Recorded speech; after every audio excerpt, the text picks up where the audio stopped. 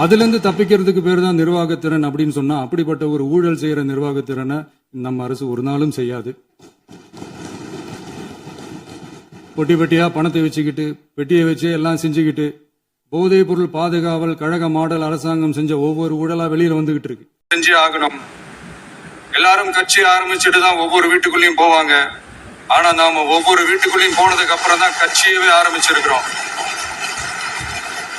ஒவ்வொரு வீட்டுல ஒவ்வொருத்தரும் நம்மள அவங்க பிள்ளையா, மகனா, அண்ணனா, தம்பியா ஏத்துக்கிட்டதும் இயல்பா நடந்துச்சு. தமிழ்நாட்டு மக்களோட மனசுக்குள்ள போறதுக்கு நாம பட்ட பாடு நமக்கு மட்டும்தான் தெரியும். இதெல்லாம் புரிஞ்சாலும் புரியாத மாதிரி இருக்கிறவங்க தான் நம்மள நடிகன் என்று சொல்லியும், நம்ம கட்சிய நடிகன் கட்சின்னு சொல்லியும் சில நக்கல் நையாண்டி இதெல்லாம் பேசுவாங்க. அதை பத்தி நமக்கு கவலை இல்லைன்னு. இப்படி நம்ம அரசியல் பயணம் ரொம்ப டிரான்ஸ்பரண்டா தான் ஆரம்பிச்சிருக்கு. இந்த 2026 தேர்தல்ல கூட்டணியே இல்லாமல் தனியா நின்னோம். மக்கள் நம்மள தெளிவா புரிஞ்சுக்கிட்டதாலையும் நம்ம டிவிகே தோழர்களோட உழைப்பாலையும் நாம 35% வாக்குகளை வாங்கினோம். 1,72,00,000 வாக்குகளோட தமிழ்நாட்டிலேயே தனி பெரும் கட்சியா வந்தோம்.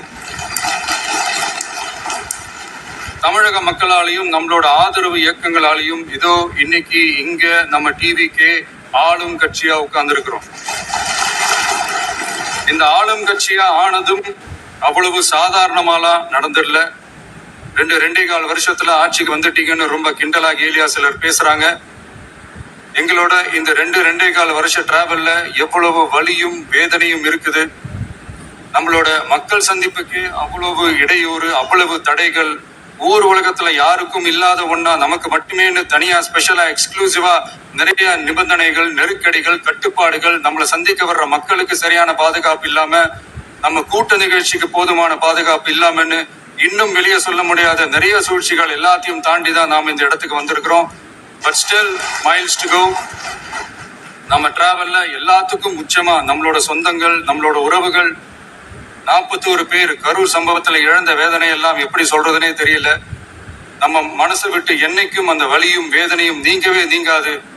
அதுலயும் நம்ம மேலேயே பழி போட்ட கொடுமையெல்லாம் இருக்கும் பாருங்க, அதெல்லாம் வேற லெவலுங்க. என்னத்துக்கு அப்படியெல்லாம் செஞ்சாங்கன்னு தெரியல. அரசியல்னா இப்படியெல்லாம் கொடூரமா இருக்கணுமா என்ன? சரி விடுங்க. இந்த விஜய் இவனோட மக்களுக்காக எதையும் தாங்க தயாரா ஆகிட்டான். இவ்வளவு பெயின்ஃபுல்லான நம்ம பொலிட்டிக்கல் டிராவல்ல நம்மளோட மிகப்பெரிய ஆறுதலும் பலமும் என்ன தெரியுமா?